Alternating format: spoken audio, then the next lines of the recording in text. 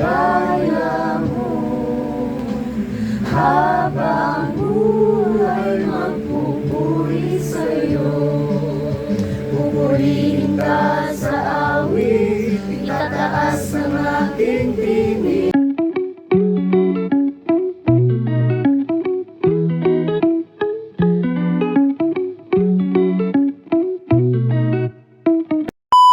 A few moments later. Isang kagalakan at pagpapala po sa aming buhay mag-asawa na kami po ay muling makadalaw dito po sa inyong lugar. Ano po? Almost 3 months na kami po ay hindi nakarating sapagkat ang ating pong schedule ay once in a quarter. Siya nang ito'y mamasdan. Pagkatapos sinabi ng Diyos, magkaroon sa lupa ng lahat ng uri ng tumutubong halamang nakakabinhi at mga punong namumunga. At nangyari ito. Tumubunga sa lupa ang gayong mga halaman na siya nang ito'y mamasdan, lumipas ang gabi at sumapit ang umaga. Iyon ang ikatlong araw. Sinabi ng Diyos magkaroon ng mga tanglaw sa langit upang mabukod ang araw sa gabi. Ito ang magiging batayan. Sabi ng Diyos, magkaroon ng lahat ng uri ng hayop sa lupa. Maamo, maiilap, malalaki at maliliit. At gayon nga ang nangyari. Ginawa nga niya ang lahat ng ito at nasiyan siya ng ito'y kanyang mamasdan. Pagkatapos sinabi ng Diyos, ngayon likain natin ang tao ayon sa ating larawan, ayon sa ating wangis. Sila ang mamamahala sa mga isda, sa mga ibon, sa impapawid, at sa lahat ng hayop, maging maamo o mailap, malaki o maliliit. Nilalangan ng Diyos ang tao ayon sa kanyang larawan, sila'y kanyang nilalang na isang lalaki at isang babae. At sila'y pinagpala niya.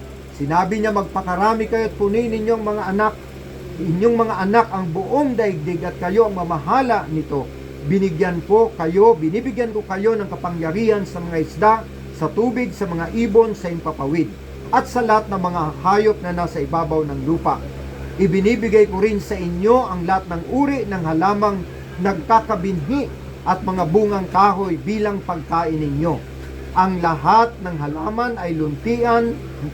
Ang halaman luntian ay binibigay ko naman sa lahat ng hayop sa ibabaw ng lupa at sa lahat ng mga ibon.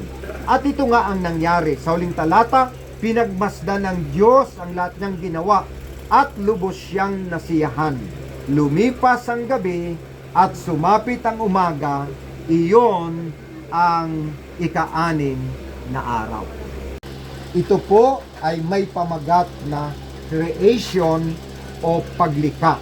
Sabi rito, the Bible opens with the word in the beginning. Di ba? Kung mapapansin niyo po dyan sa chapter 1 verse 1, in the beginning, God created. Ayan. So sabi rito, establishing God is the ultimate origin and source of all existence. Dito po sa talatang ating binasa, maliwanag na itinatag, maliwanag na itinayo ng Diyos kung paano nagsimula ang lahat ng bagay.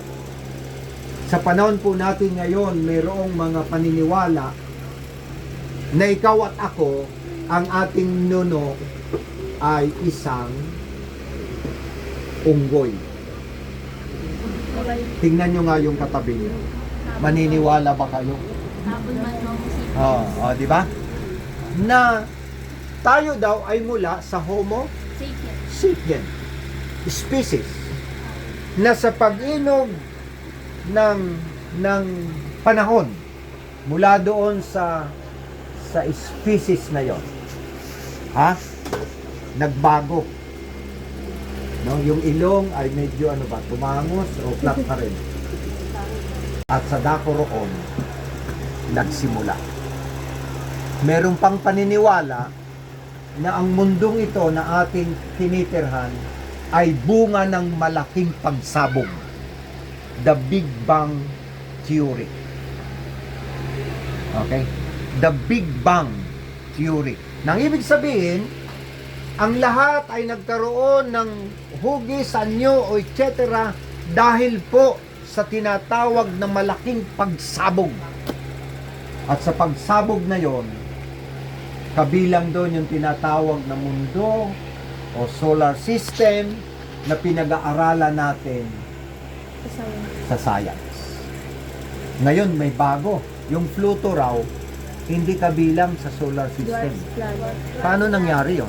Paliwanagan nyo nga kami mga estudyante. Kasi nung panahon namin ni Kuya Dave, yan ang nakalagay doon sa sa chart lagi, di ba Kuya Dave? Pinamemorize talaga sa atin. Hanggang ngayon, hindi ko na maalala kung 9 planets. O ano nang pumalit sa Pluto? Wala na. Natanggal lang po. Naging 8 planet. Eh di 8 na lang. Dwarf planet na. Okay, wow. So yan yung mga pagbabago. Ngayon, kung iisipin po natin, okay, dito po ay ating makikita, halip po kayo, na ang Biblia ay, tuloy po kayo, ay hindi nagkamali. Ang Biblia ay hindi po nagkamali sa paglalarawan kung paano ang lahat ng bagay sa mundong ito ay nagsimula. Okay? 1. Alam natin, ang planetang Mother Earth, ang isa lamang ang merong buwan. Wow! So dito po ay ating ma-appreciate kung gaano po karunong ang Diyos. Kung gaano po siya kadetalyado sa kanyang paglikha. Why God is the God of new beginnings? Yan ang tanong.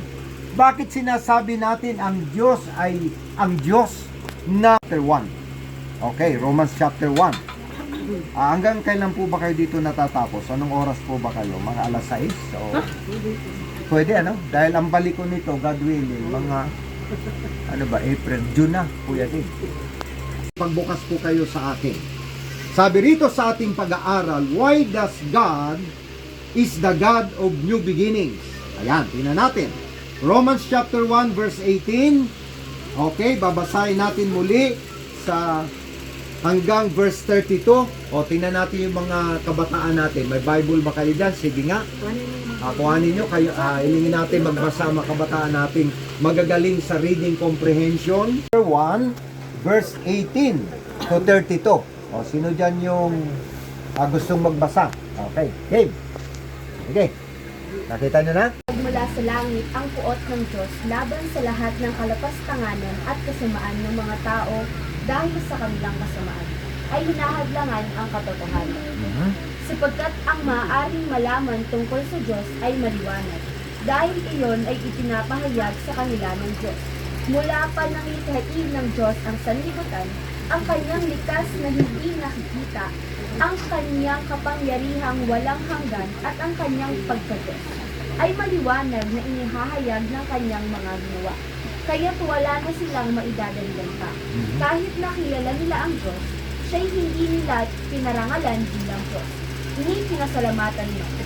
Sa halip, naghaka-haka sila ng mga bagay na walang kabuluhan, kaya't nagdilim ang hangal nilang pag-iisip. Sila'y nagmamarunong, ngunit lumitaw na sila'y mga hangal.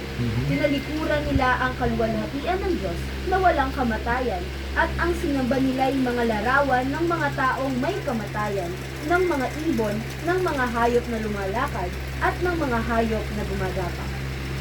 Kaya't hinayaan na sila ng Diyos sa kanilang marunuming pagnanasa, hanggang sa hindi na nila mapigil ang paggawa ng kahalayan sa isa't isa. Tinalikuran nila ang katotohanan tungkol sa Diyos at pinalitan ng kasinungalingan. Sinamba nila at pinaglingkuran ang mga nilikha sa halip na ang nilikha na siyang dapat papurihan magpakailanman. Amen. 26. Dahil dito'y hinayaan sila ng Diyos sa mahalay na pagnanasa. Ayaw nang makipagtalik ng babae sa lalaki ayon sa likas na kaparaanan. at sa halip ay sa kapwa babae sila nakikipag-ugnayan. Ganoon din ang mga lalaki. Ayaw na nilang makipagtalik sa mga babae ayon sa likas na kaparaanan. At sa kanilang kapwa lalaki sila nahuhumali. Ginagawa nila ang mga kasuklam-suklam na bagay, kaya't sila'y paparusahan ng nararapat sa kanilang masasamang gawa.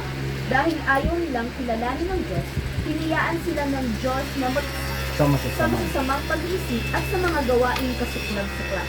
Naging alipin sila ng lahat ng uri ng kasamaan, kapugtutan, kasakiman, marunong pag-isip, pagkainggit, pagpaslang, pagtatalo, pandaraya, at masasamang hangarin. Sila'y naging mahilig sa chismis, mapanirang uri, nasusuklam sa Diyos, walang pakundangan, mapagmataas, mayayabang, mapagkathan ng kasamaan at suwain sa magulang. Sila'y naging mga hangal, mga taksil, mga walang puso at di marunong Luminga. sa kapwa. Hanggang tayo dito po. Opo, nalalaman. Nalalaman nila ang utos ng Diyos na karapat-dapat sa parusang kamatayan ang mga ginagawa nito. Gayunman, hindi lamang patuloy sila sa paggawa nito, kundi sumasang-ayon pa sila sa mga gumagawa rin ng mga ito. Thank you. Ating babalikan in Genesis chapter 1 at Romans chapter 1 verse 18 to 32, parang nagkagulo na. Parang kabaliktaran ng Genesis chapter 1, itong Romans chapter 1 verse 18 to 32. Kung yan ay isa-isahin po natin at pag-aaralan yung mabuti, parang dyan may mga nababanggit na yung mga nilikha ng Diyos ay ginawa ng Diyos. Sinasamba na imbes na hindi nila ito bigyan ng daan. So sabi natin, why God is the God of new beginning? Because man is always wrong than right. Okay, ulitin ko po ito ha. Bakit ang Diyos ay Diyos ng pagbaba o bagong simula? Because man is always wrong than right. Okay ha? Bakit? Dahil ang tao ay laging mali kaysa tama. O kaya nga ang Roma, di ba, ang sabi, di ba, yung Roma po ay alam natin na dito po umusbong yung salitang sapagkat ang lahat ay nangagkasala. Because man, ang sabi rito, once, no? Man is always wrong than right. Ito yung sinasabi na gusto kong bumait. Pero hindi ko magawa. Diba? Gusto kong sumunod sa magulang ko, pero hindi ko magawa. Ito yung sinasabing gusto kong mag-aral na mabuti, pero hindi ko magawa. Ito yung sinasabi na gusto kong pigilan yung pakikipag-usap sa aking kumare, pero hindi ko magawa. Magmarites. Because men always want to be wrong than right. Okay? Sabi rito, may mga tao na yung mali sa kanila ay, sabihin nyo, tama. At yung tama sa kanila ay mali. Okay? So yan po ang pinaka magandang usapan. O sa unang Korinto, makipagbukas naman tayo. Ayan. Kaya ba ng isang nanay po ang magbasa? Unang Korinto chapter 15 verse 1 to 11. Ayan, parang Bible drill tayo at rank. Because God wants you to be right Than wrong. Okay? Bakit ito po ang kalagayan na binabanggit ng banal na kasulatan?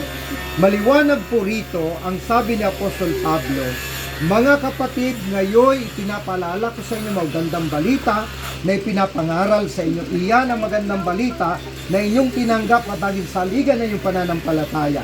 Naliligtas kayo sa pamagitan nito kung matatag ninyong pinangawakan ang salitang ipinangaral ko sa inyo, maliban na lamang kung walang kabuluhan ang inyong pagsampalataya. So dito po ang binabanggit ni Apostle Pablo ay ang mabuting balita ng kaligtasan. Sinulat niya sa Romans chapter 1 verse 16 ang sabi, hindi ko ipinahihiya ang magandang balita sapagkat ito ang kapangyarihan ng Diyos para sa kaligtasan ng bawat sumasampalataya, unay sa mga Hudyo at gayon din sa mga Grego. Sapagkat sa magandang balita ay ipinapakita kung paano itinutuwid ng Diyos ang kaugnayan ng tao sa Kanya.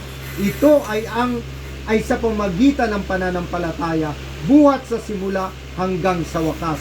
Tulad ng sinasabi sa kasulatan, ang itinuturing ng Diyos na matuwid sa pamamagitan ng pananampalatayang ay nabubuhay.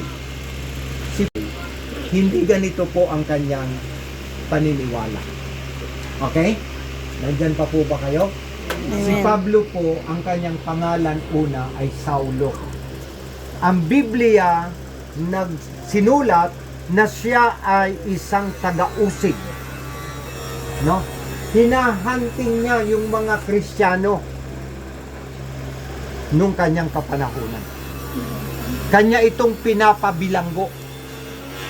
At ang sabi ng Bible, nung binabato ang ibanghilistang si Esteban, isa siya sa naging saksi. Para itong si Esteban ay patayin dahil sa pangangaral ng mabuting balita ng kaligtasan. Alam natin ang kwento ni Saulo, isang araw nung siya'y papunta sa Damasco. Alam natin na sa daan patungo sa Damasco, kinatagpo siya ni Jesus. Sama-sama bilang halimbawa. Hindi siya nakikisama sa mga pumuputya at hindi nakikisama sa gawain masama. Sa halip, kasiyahan niyang sumunod sa kautusan ni Yahweh. Pinagbuhay-buhay niya ito sa araw at gabi. Matulad niya ay unang parang sa tabi ng isang aksay. Laging sariwang dahon at namumunga sa takdang tamahon. Ano man ang kanyang gawin, siya ay nagtatagumpay. Hindi gayon, kung sino mang gumawa ng masama, tulad ng ipa, hangin ay siyang nagtatangay. Sa araw ng paghuhukom, parusa niya ay nakaangkaan. Siya ay iniwalay sa grupo ng mga banal. Sa taong matuwid, si Yahweh ang tumatakluway, ngunit ang taong masama sa pamakanuhan. Wow, thank you po. Na may relasyon sa Diyos sa pamamagitan ni Jesucristo. Totoo may mga pagsubok, totoo may mga problema, totoo may mga sakit at karamdaman. Siguro alam ng iba na kaming mag-asawa, ang aming pamilya, talagang dumaan sa matinding pagsubok. Nung yan pa po ba kayo? Amen. Kapag tayo ay laging gusto na maging tama sa harapan ng Diyos, hindi tayo pababayaan ng Diyos. Kakampi natin ang Diyos. Hallelujah. Amen. May tao pa po ba? Amen. Hindi niya tayo iiwan. Hindi niya tayo pababayaan. Amen. Ang krisis ngayon na kinakaharap ng mundo, alam natin. No? Alam ko ang mga nanay, bago matulog at magising, iniisip papaano pagkakasyahin ang budget o ang iba pang mga bagay. Pero mga kapatid, dito natin patuloy na tingnan kung paano ang Diyos itatawid tayo sa krisis na ito. Kung naitawid tayo nung panahon ng pandemya, di ba? Sino na sa inyo ang A few moments later.